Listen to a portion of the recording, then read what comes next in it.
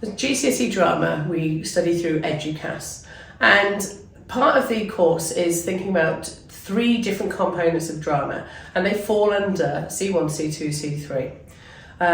C3 is a written exam which is worth 40%, and you study a full play, you study a full text of a play, and we do that through practical workshops whilst then understanding how to answer the questions. The questions in the written exam are things like, how would you act this particular character? How would you design a costume? What costume would you design for them? And it also includes marks from about 4 marks, questions from 4 marks, to questions to 15 marks. Currently we study noughts and crosses, which you have studied in Year 8 already, so you know the storyline. Another section of the C3 exam is to review a piece of live theatre. And we can go out to the theatre and we watch theatre there, but we actually use a piece from the National Theatre Collection for you to review and understand. And that's really about your opinions and your thoughts about a play, about the lighting, about the characters, about the performance skills. So C3, a written exam at the end of the course in the May of Year 11, worth 40%. The other 2 components are coursework.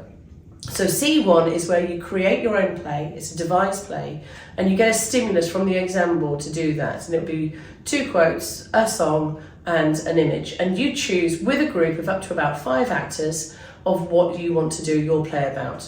You study Brecht, the practitioner Brecht, and you do a play in a Brechtian style.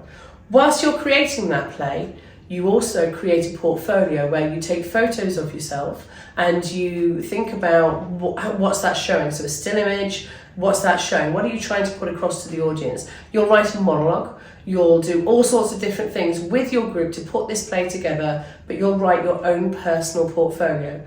The portfolio is worth 20% and the performance is worth 10%. After you've performed, you then evaluate your performance in a written control conditions timed exam, but you take a set of notes into that, and that's worth 10%. So C1 is also worth 40%. C2 is the final component, and C2 is a performance through text. And you choose a text along with between 1 and 3 other actors, and you perform that text as a purely performance piece. You study Stanislavski, so you make it as real as you possibly can, and you're examined by an external examiner for that.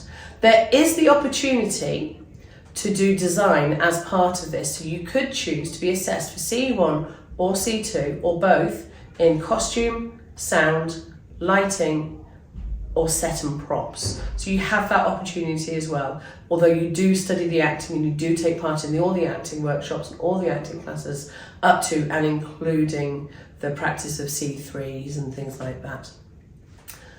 The demands of the course are you need to be prepared to get up and act from the get-go.